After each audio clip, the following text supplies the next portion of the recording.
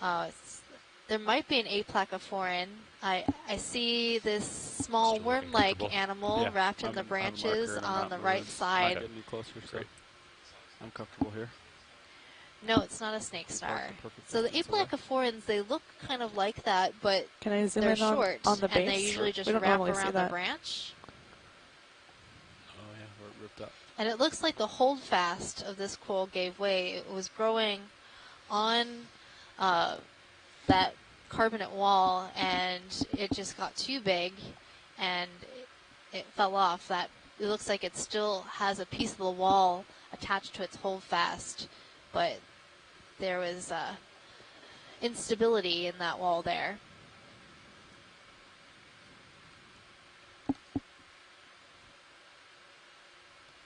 Okay, when you're clear, video. Okay, I'm clear. So I'm just trying to see if we might see any of those aplacophorans, because Kevin Kokot from the University of Alabama and his team are working on the genetics and taxonomy of that group, and they're not very well known. So getting samples of something like that could be very important to their work. I'm sorry, Watchley, were you interested in a sample of this coral? I was looking for small worms that live in the branches, and if they were there, we would want some, but I don't know if we saw any. Okay. Pilot, could you pan up and to the right? Okay. Stand by, watch lead. We're just, we're getting our hydraulic lighting arms stowed so that we don't hit them against the wall. No worries. And then I'll get back with you, but what are you looking for exactly? This pattern here? Yeah. Do you see that really smooth part in between, like the really holy stuff above and below? I want to look at that. Sure. Lower. Thank you. Thanks. That is very different looking, isn't it? Yeah, that layer. Yeah, this is interesting what we're looking at right here. This is all, I believe, carbonate that we're looking at. But the actual material that is composed of this, you can see a real abrupt change between this layer between and above and below. Okay. And so this could be a post-depositional chemical change that's causing the above and below to be really aggressively chemically weathered, and this one not to, or this could just be an entirely different material altogether. And this stuff is really important to focus on stratigraphically, because it's these abrupt changes in lithology or the type of rocks that are really frequently failure planes of submarine landslides or instabilities. So, for example, if this one has a lot lower mechanical strength than stuff above and below it, this would be a nucleation point for a landslide to start along. Could just be ink. As for the actual material that's composed of... Let's go ahead and get the uppers in as well. I might try to move to the side and look down the length of this layer. You okay for me to stow them now? Go ahead. I'll back up a little bit. Yeah. Looks like you might have a port side invert pilot. Copy. Gonna invert the thrusters here. Yeah. String arms are stowed. Thank you. I did turn to port a little bit, so now I'm kind of straddling that, Gotcha. if you will. Kind of looking along it.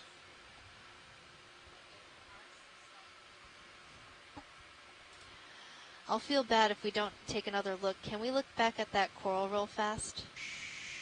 Sure. All right. It was a really big colony, and it could be a really important sample, and it's already fallen, so it's already going to die. There it is. So I wouldn't feel bad about taking it. Because if it has those aplacophorans, that would be a really important arrange my sample. sonar down to 10 meters, please. Copy that. So no one's going to be back here again.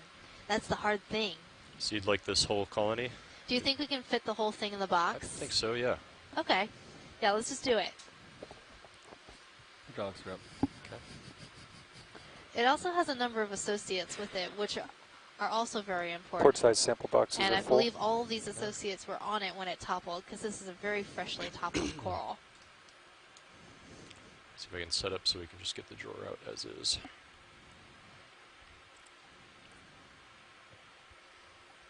Starboard side ready to go. Okay.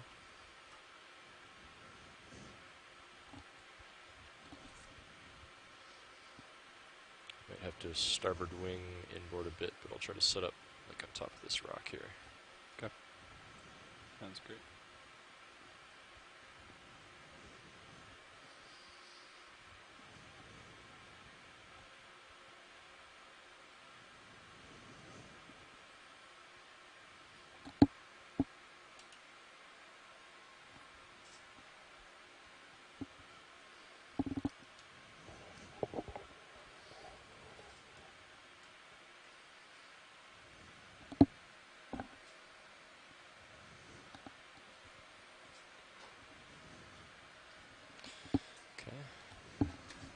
Said hydraulics are up.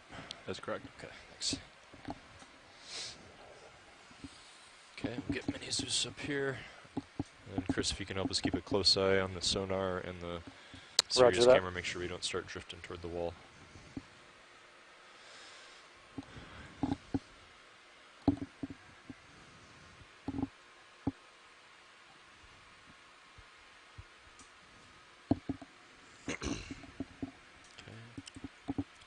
On. Do a group force 3. Watch lead, are we expecting this to be pretty brittle or flexible? It's going to be pretty flexible. Okay, good.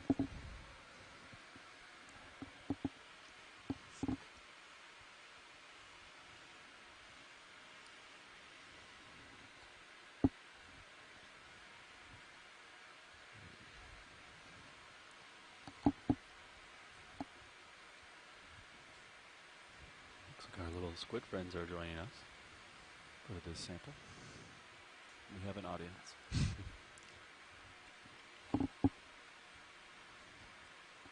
Thinking.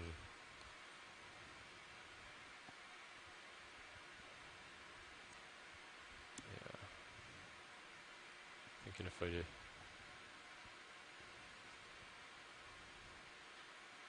Would I grab it like. It's an awfully big colony.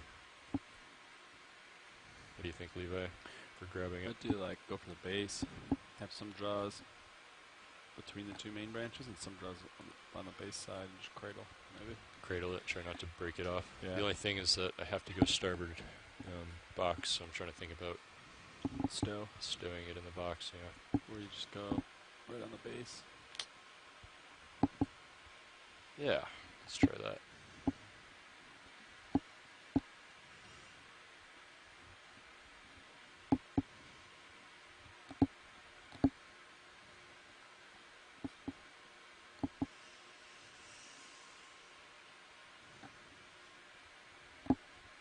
You want me to rotate you down? On Z? Sure. I think I want to grab it this way.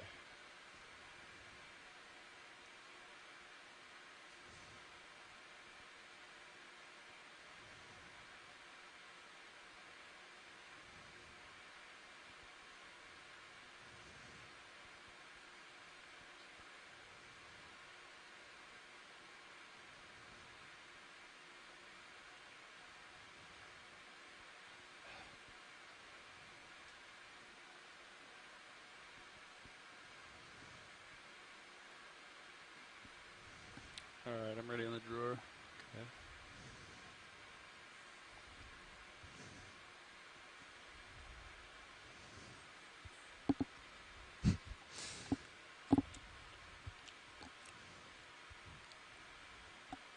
Okay, you can come out.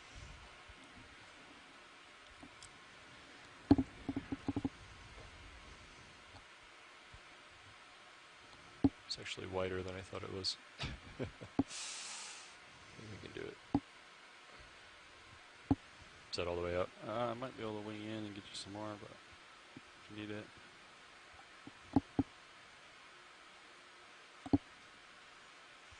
That's it.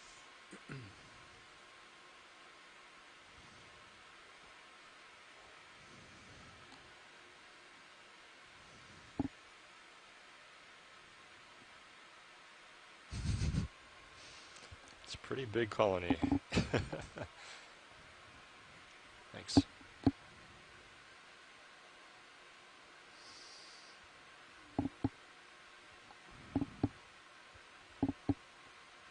Yeah, you would pick a big one if you like spin it in.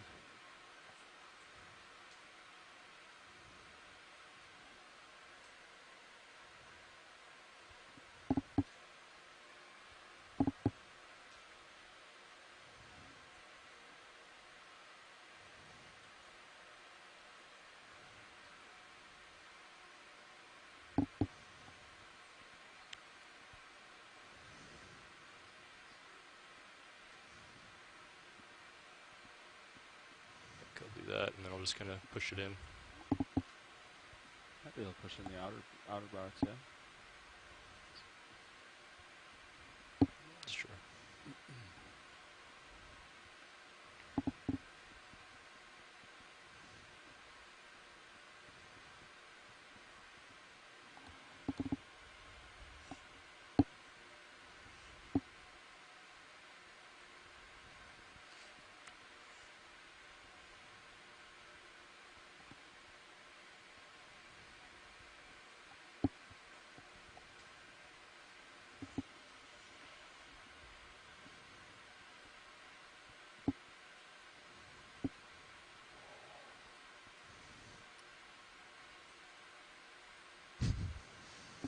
Straddling both, huh?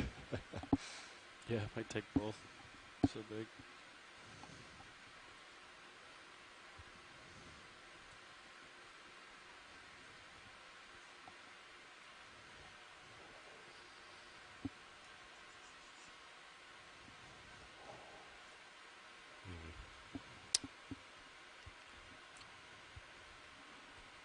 Go in and cut it.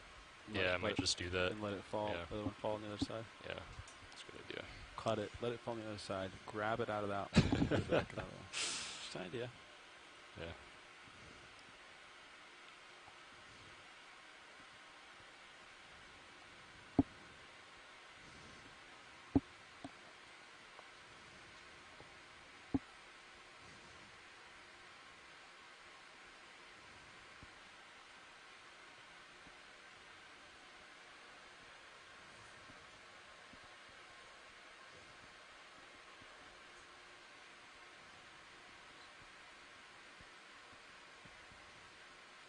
Down a little further.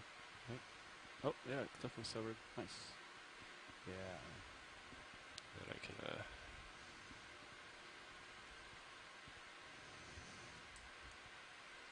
I could grab that one. Yeah, grab it and put it in the other one. Yeah. Yeah. And if it falls in, it falls in, but... Right.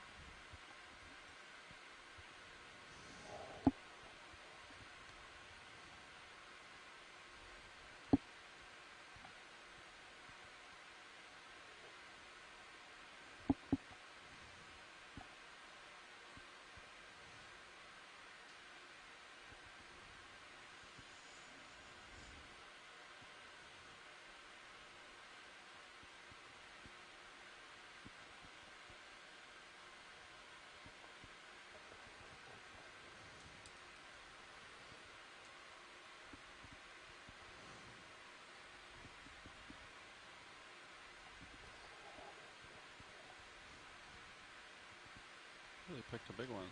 I know. Nice. Getting it.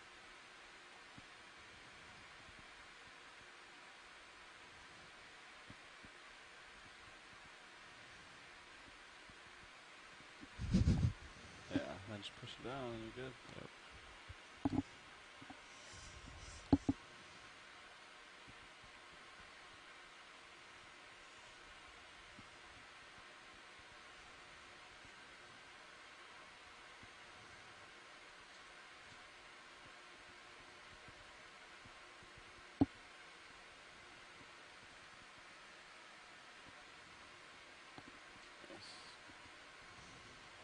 Okay.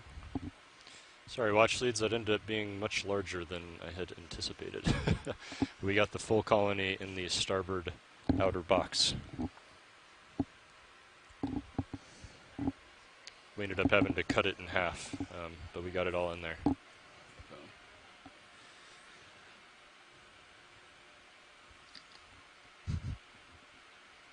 Nice job, Dan.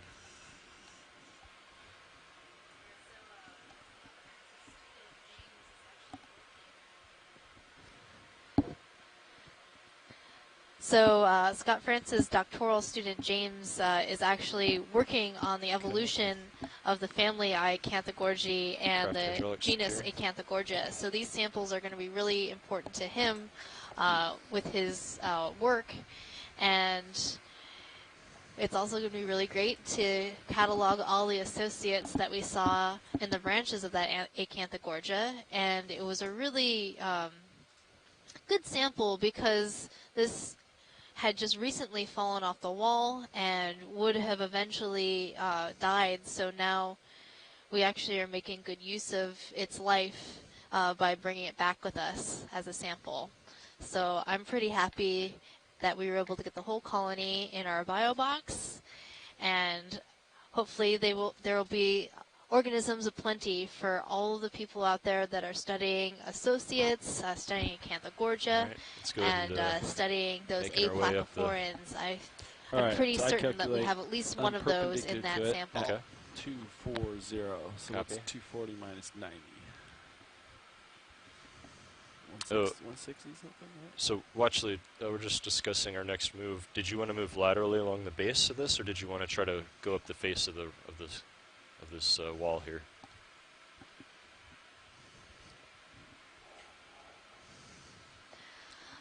Pilot, I think I'd like to go up.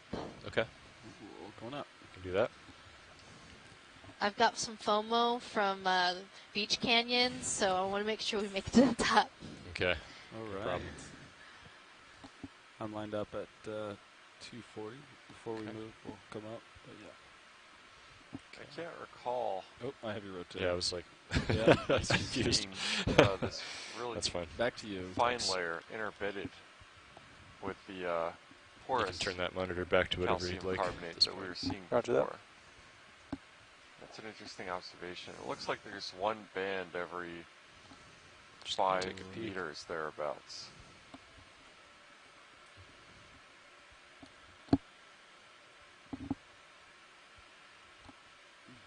What a nice sample. Look at that.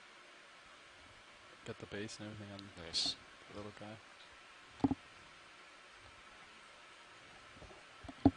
These views of the rock ledge are just fantastic.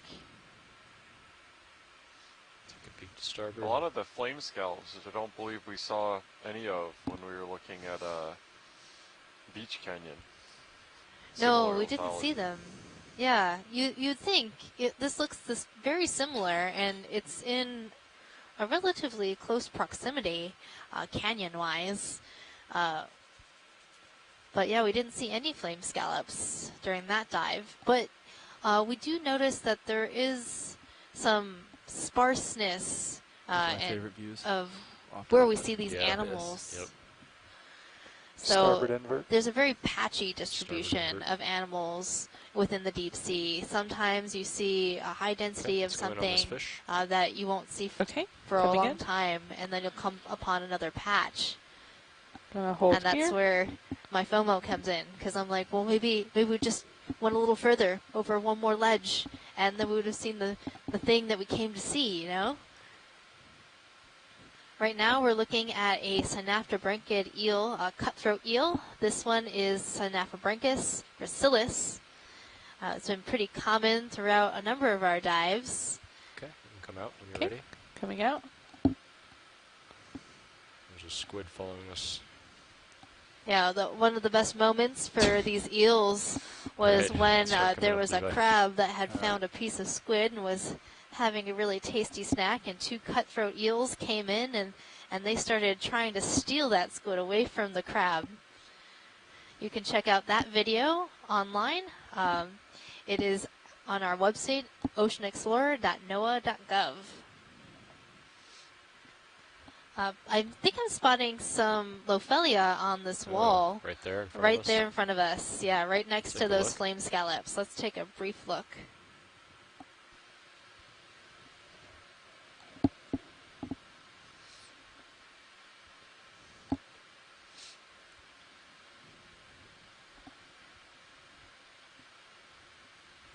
Okay, you can go in video. Okay, coming in.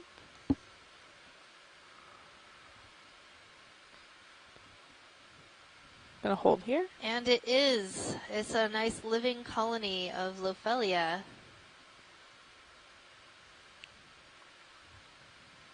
So we know it's here.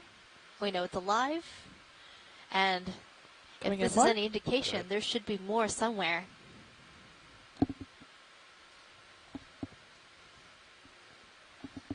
So this coral is a hard coral, meaning that its skeleton is made out of calcium carbonate. It forms these large brambling aggregations on a lot of locations. And these corals are related to the hard corals that you are most commonly familiar with in shallow water coral reefs that build up coral reefs. Now, they don't make a real reef, but in some locations they do form large mounds that can provide a lot of habitat for associated organisms. Try the headlights and see if it kind of evens up the lighting. 3, 2, 1. I'm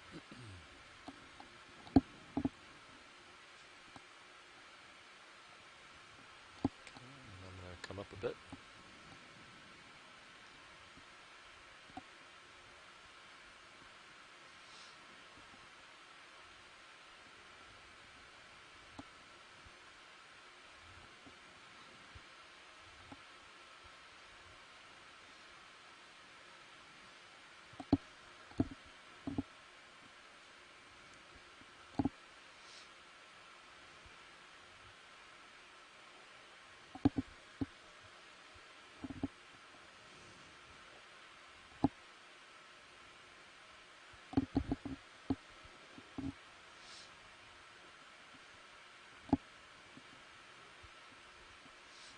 This is awesome.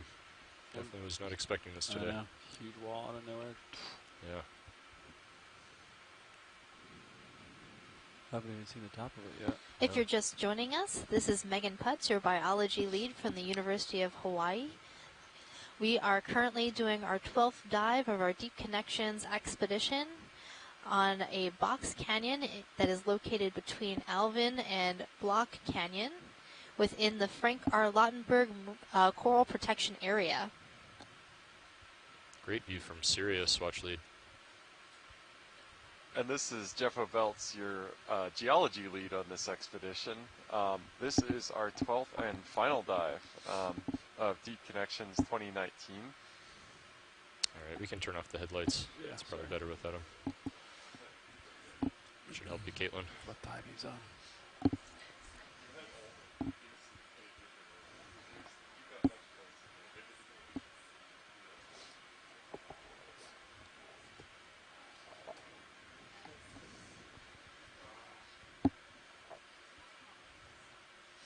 Got mini Zeus up, be advised. Copy.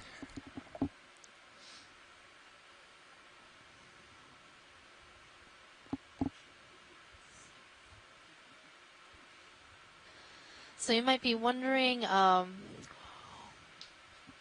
little bit about this Frank R. Lautenberg Deep Sea Coral Protection Area. This area is protected from bottom fishing, so commercial fishermen are prohibited from using most types of bottom-tending fishing gear, such as trawls, dredges, bottom long lines, and traps. But this rule doesn't apply to recreational fishing. This is only commercial activity within this protected area.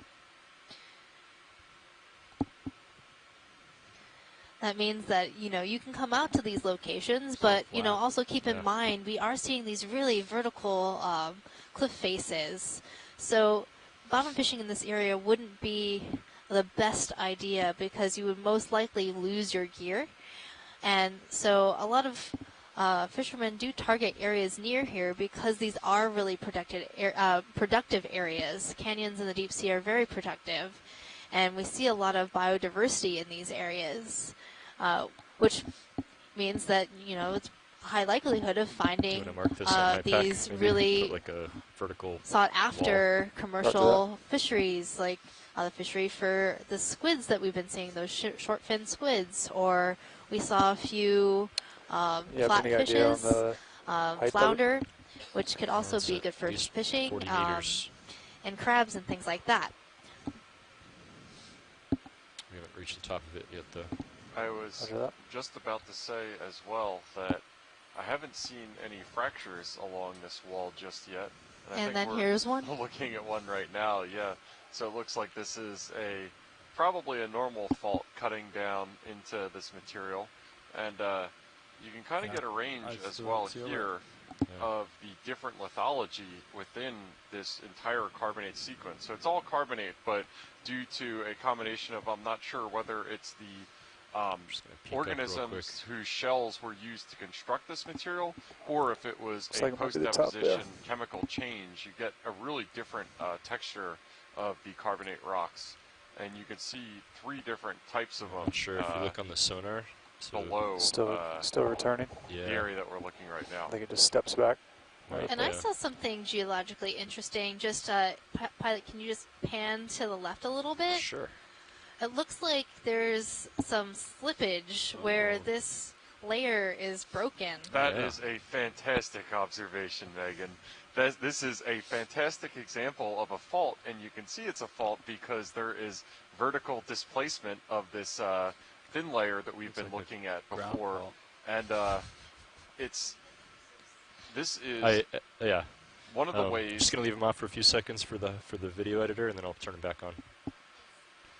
Yeah, so this is one of the ways that geologists reconstruct motion of the Earth is by looking at correlatable layers, and then they can see when there's a fault like this how much it's been displaced. So Copilot, does that return fade out once we get right now we see is the that top? to the right of your screen, that's so called the down-thrown side of this fault, and the left side is the hanging wall. And we can see that there's about a strata that really, you know, that thin part in the middle has been displaced by about its thickness down the wall. And this varying lithology offers a great opportunity at looking at that displacement and providing a measure for it. So if we knew how long that that fault has been moving along, we'd have a displacement rate and how fast this down-thrown block has been moving down the wall. So that was a great catch, Megan. Getting kind of close on the port side.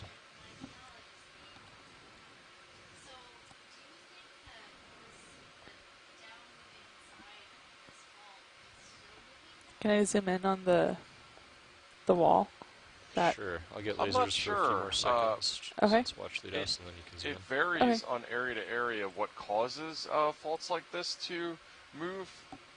In this case, this is probably a normal fault, which is also called a growth fault, which just means that the fracturing and the downward movement is related to just one fracture plane forming for some reason, and then it kind of slumping along its own weight preferentially. So growth faults don't need seismicity or earthquakes, they don't need active tectonics or continental plates moving past each other, pushing into each other to happen. So it could very well be active. The stuff but like I would in front of us. It's not. We would know from looking at the bathymetry above if it was really active because the throw would be evident. The displacement at the surface would be happening at a faster rate than the ambient sedimentation, which is really slow. So maybe this would be an interesting area to look at the multi-beam or our seafloor mapping data that we're collecting to see whether there is surficial expression at the top of this canyon wall of this fault that we're seeing at depth. Copy. And could this movement be an indication of seafloor instability? When you're ready. Okay. Yeah, definitely. Absolutely. And we got a really great example of that on the Bear Seamount when we dove that, in which across the entire width of it, you could see what we interpreted to be normal or growth faulting happened.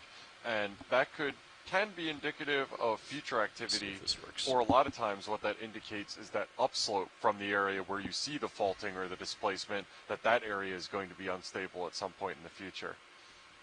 Yeah. Oh, that was great. That was some great normal faulting. I haven't We haven't seen that so far. You gotta go above and beyond for this final dive. Yeah, we see that a lot in seismic data or sub-bottom profiling, seismic reflection data in the marine environment, but it's really uncommon for us to be able to look at submarine outcrops and see fractures and faults like that. Yeah, okay. I'm happy with that.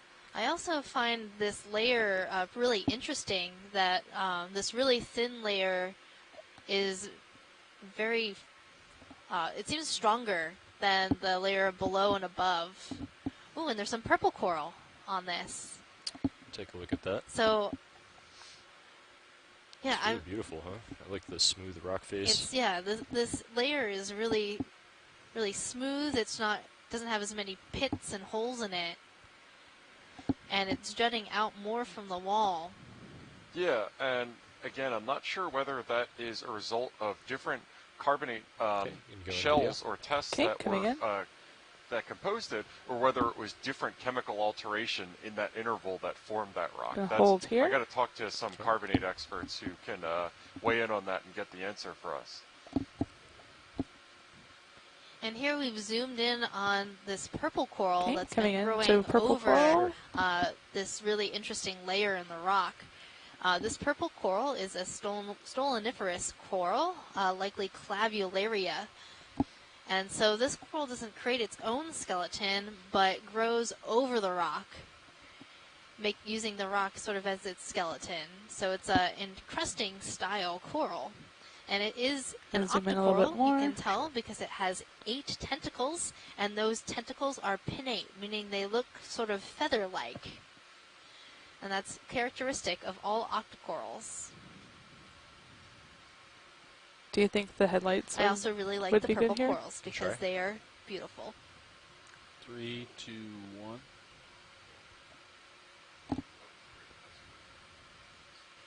And then next to this purple coral, we're seeing some flame scallops, some cup corals, and a few small sponges.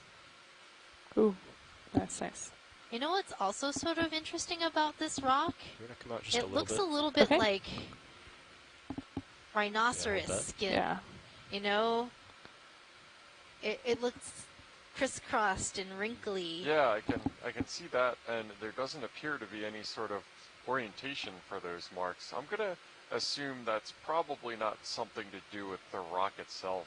Do you think that could be something like something pecking at that or scraping along it? I can't think of anything that would be making gouges like that in such a crisscrossing pattern. Let's take a look at what they're talking about here. Okay. Zoom in. Zooming into rhino skin. Yeah. Pilot, can we get some sort of hardness test of this that we're looking at right now? Yeah, I think so. Yeah, so we've been looking at this this layer, which is about 20 or 30 centimeters in thickness, and we notice what looks to be some differences in terms of its strength as well as its texture. And we just want to get a relative idea of how hard this might be, whether this is a really crumbly or friable material, which is what I strongly suspect above and below it, or whether this might be a stronger rock-like formation. Yes, we are. I think I could put in my port toe. Just give us. So we're going to do the same scratch test that we did before, with just trying to get a toe of the ROV on it and kind of scraping down to see whether it just immediately crumbles away or whether it's more harder and can support the weight. Okay. My guess is it's harder than the other substrate around it. It just, because of the way it's jutting out, it doesn't seem to have dissolved away. Yeah, we'll keep them on. All right. Also spotted what looks like a bamboo coral growing perhaps from the shell of one of these flame scallops. Okay, can you put the Sirius view on your monitor now? Roger that.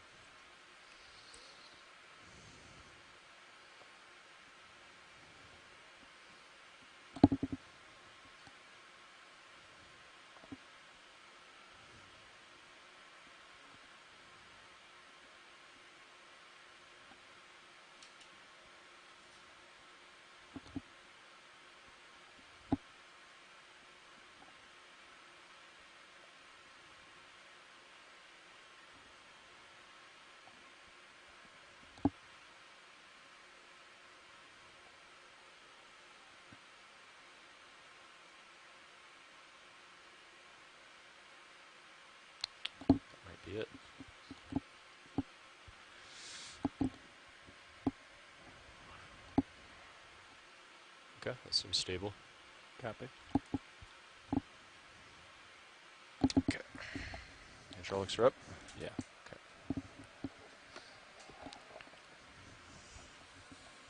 Okay. You want me to bring mini Zeus down? Yeah, sure. I got it. Kind of looking at the ceiling right now.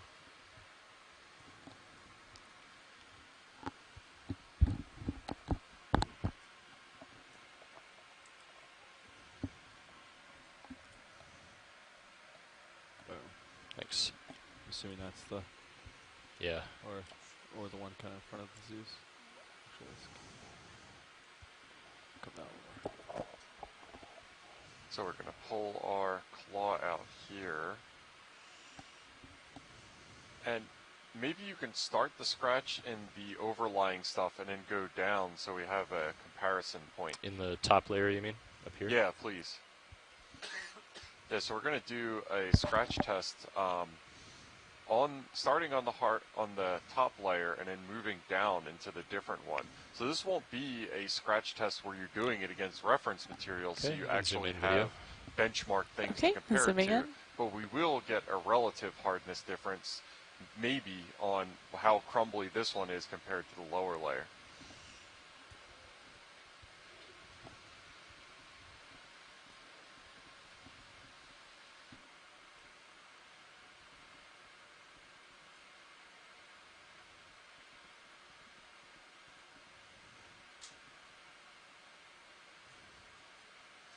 So it's pretty soft. So this is our soft, crumbly stuff. So this might just be a limestone or chalky-like stuff. You can see Deep Discover's manipulator arm scar in there. Yeah, that was very soft. Yeah.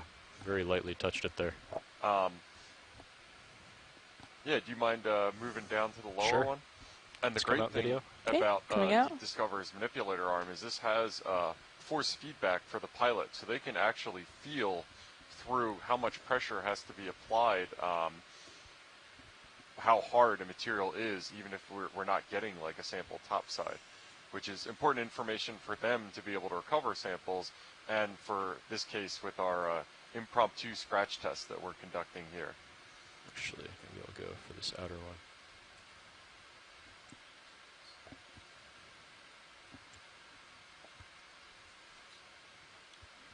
Okay, video, you can zoom in as far as you can to frame it. Okay.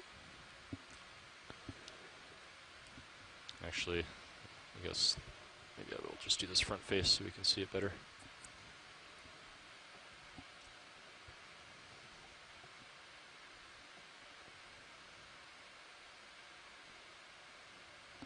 Okay, you can zoom in. Okay, zooming in.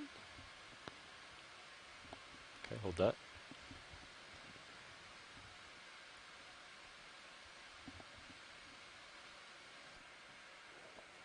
So our pilot tells us that at first blush, it appears that the upper layer was a lot more crumbly than the lower layer. Let's put, we're going to back up and reset here. Don't want to hit the craft on the wall. All right. So fish to your left. See that minute game? What is that? What is that? I would look left, check out the fish. Very large fish coming into view. It's like a, there he is. Watch, do you see this? Yeah. Just above you. Can you put the Sirius camera on the right monitor, please? Can you take my rotator? Yeah. There you go. Well, it's an Oreo fish. Big Oreo, though. Say what? It's an Oreo. Okay. Yeah, seen one that We've big. seen these before. Can I zoom on it? Oreo is the very first part of the name. It's a family name of this fish. That is bizarre looking. They're kind of cute in their silly, sort of flappy sort of way. Okay, I think we got an ID. Okay. Come out. All right, so Oreosomatidae is the name of the family. Possible Neositis. That's the first of that fish we've seen during this expedition. It is. Wow, and you can get a zoomed out view to see how far above and below that normal fault propagates down. And it looks like it's an arcuate fault in that it goes straight down and it starts to deflect. And you'll notice that the exact area where it's deflecting is right where we've seen this rock that we know is harder. And we've seen that a lot happen, and that's dictated basically the fault's path of fracture through a material is dictated by the mechanical strength. So that change from just a direct up and down fault motion to an arcuate one is probably influenced by just the increased mechanical strength of this layer that we've been scratching at.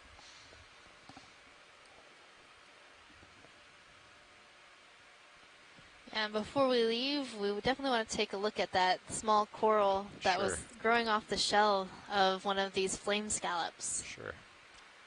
Because that's a really strange thing to see, a coral growing off a bivalve shell. A really interesting association, and I know Scott's really interested in taking a nice look at that. Sure. I'll tell you what, we'll go for that first this time, and then we'll come back to our second scratch test.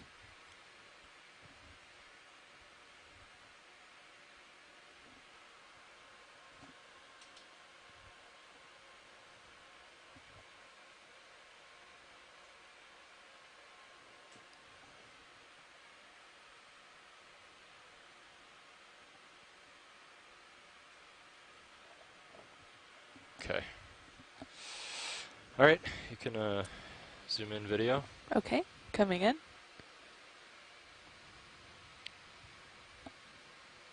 So we're trying to figure out if it's actually growing from this scallop shell or it's growing out of the rock next to it.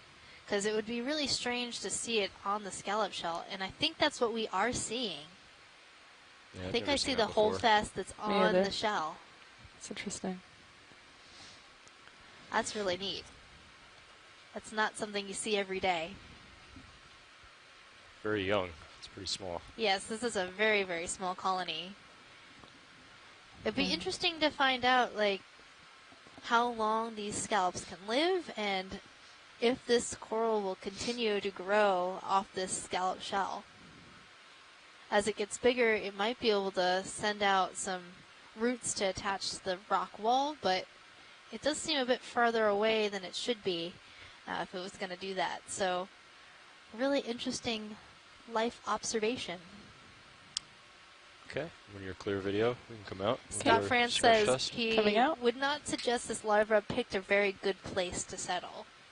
And Scott France is a legendary real estate agent for corals everywhere, so didn't consult with him before settling. Okay. Yeah, he predicts that as this coral grows, it'll likely pull this bivalve off the wall. So, oops. Location, location, location. Okay, let's zoom in video. Okay, coming in. Gonna hold here. Okay, so this was our first scratch that we did earlier, and our ROV pilot told us that it took almost no resistance to put the tip of the manipulator arm into this stuff. You can just see how crumbly it is, and it looks like it's going in a couple millimeters, and you can see the remnants of it on the manipulator arm of the ROV. Now, it's pretty soft. The manipulator arm is titanium, so that's why we can't do this as a true scratch test, which would be testing it against a range of materials with known hardness. But we can, from the dynamic feedback that the ROV pilot gets from the manipulator arm, get a relative hardness of that above rock versus the one below. You know how I did my hardness test? How's that? All the corals seem to be growing on this part of the wall where they aren't really growing on the softer part of the wall. The harder parts seem to be more preferential substrate for these animals. Okay, coming in.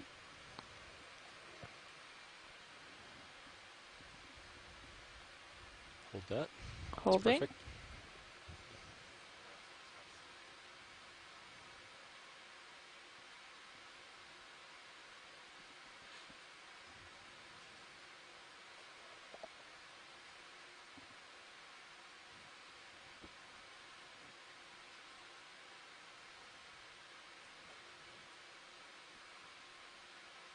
Yeah.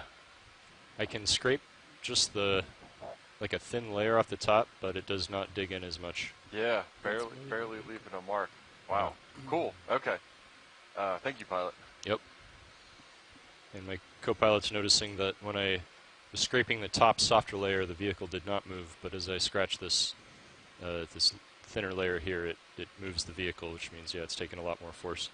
Yeah, that was another interesting notification that it moves the vehicle when they're digging in with the manipulator arm on the lower level. So I think we've gotten a lot of context clues as well as our relative scratch test that we conducted here to know that. And I'll be interested to take this information back to some carbonate or karst experts that I know to figure out exactly what this material is and what could cause that variation in mechanical strength as well as texture.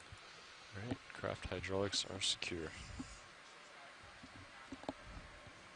And it's just another example of the interaction of the various subfields within oceanography. Okay.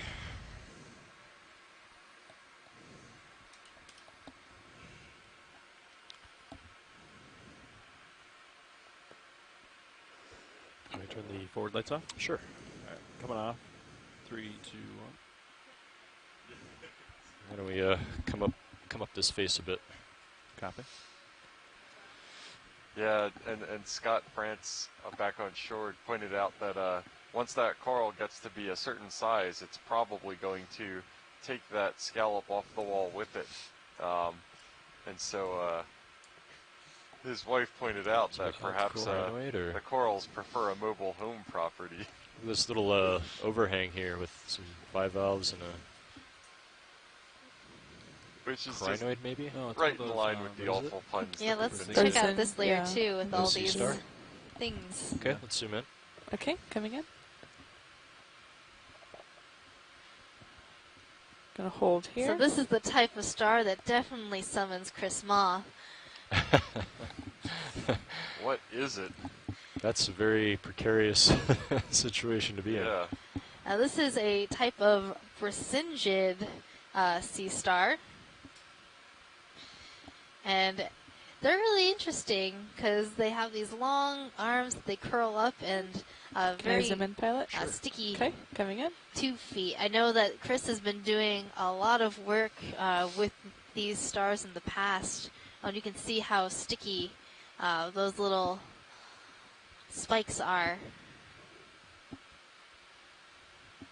There's also some stoloniferous coral growing over I'm moving in slowly video. one of these scallops as well, and then there's a scalpellid barnacle on the scallops.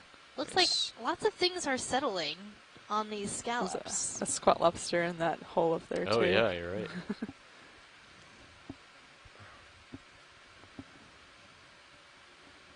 Be nice to get a good view of those like 2 feet holding on. Sure. Should we try the forward lights again? Yeah, it's a good thing these stars have those really sticky suction little tube feet because that's quite a sheer drop, and obviously the fall velocity in water isn't anywhere near as high as it is in air, so it would probably be okay if it fell, but definitely looks intimidating.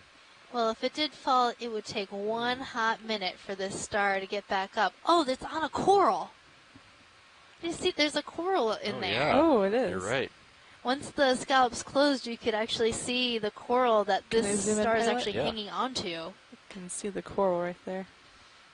Well, that's There's cool. a coral growing on the bivalve and a sea star living on the coral. This is definitely a precarious place to be living. Just like, oh, I'm just going to make my home underneath a ledge. It kind of reminds me of those that Airbnb you can rent somewhere in South America where it's on the side of a cliff. I have not heard about it, but it certainly appears to be a similar arrangement. Looks like the coral is missing there its was polyps. Like a ladder on the side of the house that you could rent. That's what that sea star is in right now. Yeah, this coral that it's on is actually a bamboo coral. I can see the nodes, those brown parts, and it looks like it's branching internodally where there's a branch point before the node. So there's a node and then it branches. So it's not branching at the node, but like just past it. And this sea star is in the family Brachyngeidae. Could be in the genus Novidinia, which I have seen before in great numbers on shipwrecks. I'm going to try to frame it up for the still. Oh, I think I got a nice view of the central disk. And you can see these sticky little tube feet coming out. And so that's how this star feeds. It's a filter feeder. It holds its arm in this sort of curly pattern. Okay. And things will come by and will get stuck. Oh, and there's a bamboo coral. There's a bamboo coral. Growing just off the wall, too. Okay. Try to get it on the side of the frame. I'm almost done with the still. Yeah. Nice. Down just a touch more. Get one more, and then we'll be good. Yeah. That's a good one. You want me to turn it off? Sure. Okay.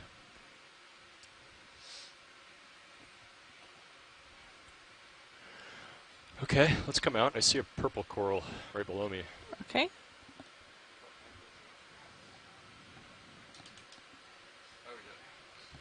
That was cool seeing all the bivalves close. It was right when I touched the wall. Yep. A little scared. That might not be a coral at all. That was really cool.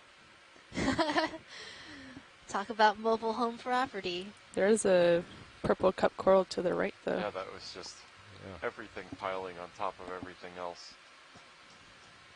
Well, you know, when you find a really good place, everybody wants to live there. Okay, and that ledge is just that place. Just the pilot cam to look at the range between the mini Zeus and that little ledge.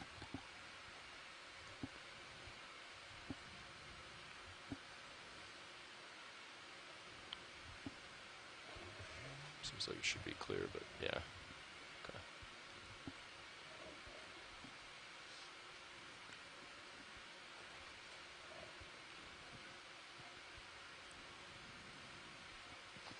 So we're now zooming in on a really neat looking anemone. So this anemone is in the family Actinernidae, is in the genus Actinernus. And you can tell that because it has these really interesting lobes that seem to fold inward toward the mouth, and it has sort of a puckered mouth right there in the middle of the disc.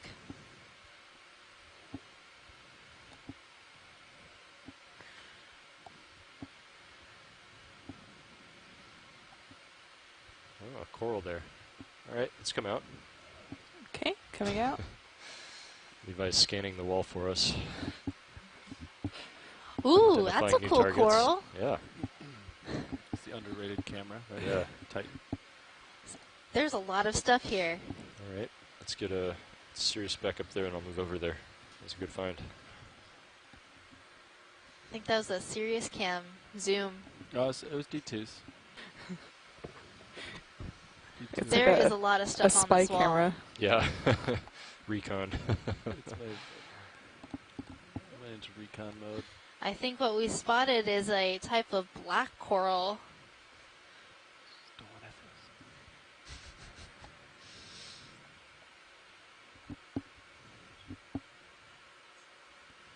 Okay, you can zoom in. Okay, coming in.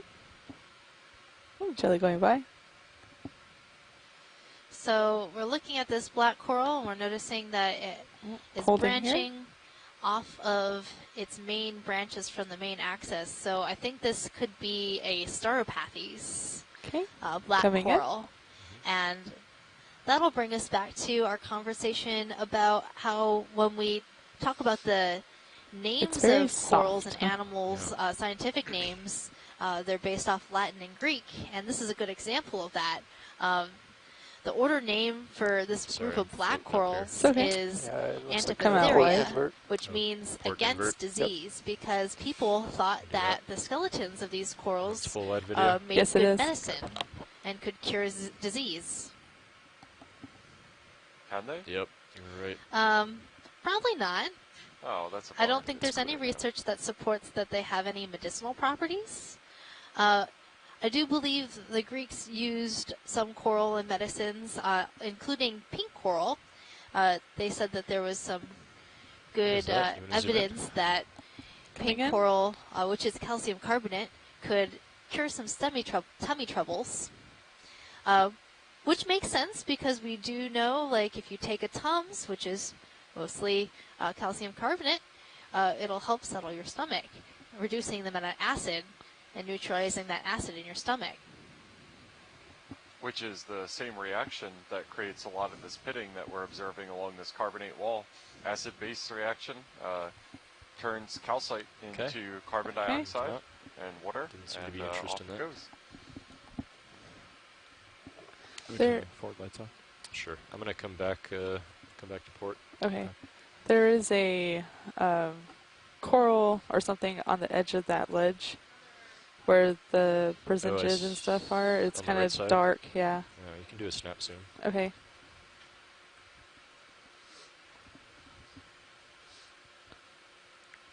Oh, and here's another type of black coral. This one is like the one that we saw right at the end of our dive at Beach Canyon. This is a Teleopathes. I meant Parantopathes. Okay, Parantopathes. Okay, coming out. Teleopathes is just the name of what I was just reading. That's full wide. And you'll notice that all these black corals end in pathes, along with the order name Antipatheria. Okay, I'm normal to the wall. Okay. It's interesting to see that Why don't we make some vertical progress here? growing on the weak area that we've identified. Now, of course, that doesn't mean that they can't. Like it's just that, on average, as the organisms get larger, they're more likely to end up as one of the cobbles or boulders that we saw lower down in the canyon. Nope. Something just fell down. Not sure what it was. Ooh, a cave.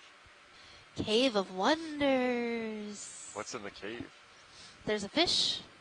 Surely we can fit Deep Discover in there, right? Well, that looks cool and serious. Deep Discover it is does the look only cool. time engaged.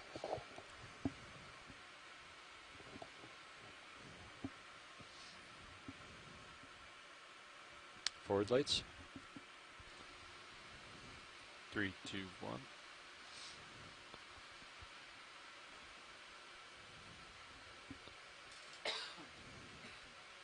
Oh, is that a sea star on the right? This is the very epitome of exploration right now. The really fat one? You see that? Yeah, I see it. I think he's like Might be eating something. That is a sea star. brow. And it's Brow? it does look pretty fat. Brow? Yeah. Okay. Crab. There's a lot of interesting stuff right here. Crab falling to starboard. Oh. Flying by. Fly by. It's not called Cave of Wonders for nothing. Yeah. Is that what is that on the right side? Is it called the Cave of Wonder now? See that Yeah. Okay. I named it. I haven't got the memo yet. The right side? It'll be on my desk in I think that's a skate Well, egg. memos take time to move skate backwards I and think forth. so. Why don't we do a quick zoom? Okay. Yeah, I saw one earlier during the dive, Yeah. but I didn't point it out First because we were going wonder. over it really quick.